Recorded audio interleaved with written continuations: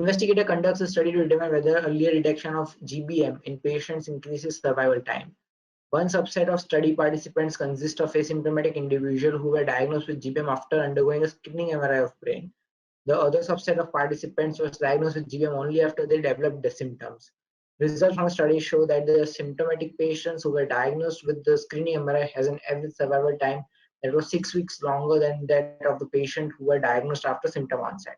Which are the following statistical biases most likely to have occurred? So basically, the screening was done earlier by MRI, and therefore we've seen that earlier screening leads to earlier diagnosis. But it is not that the survival time is increased, but it is earlier diagnosed early.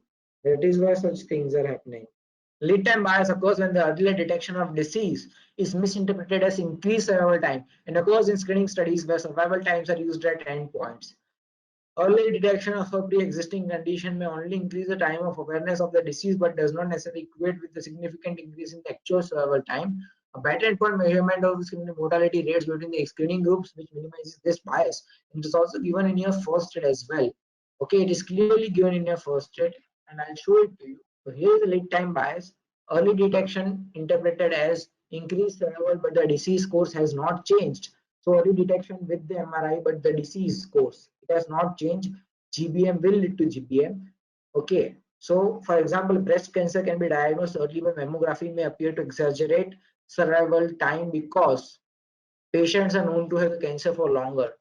So we have to measure the back-end survival, just survival according to the severity disease at time of diagnosis. So that is a lead time bias. Thanks for watching. Please give a thumbs up and subscribe for more.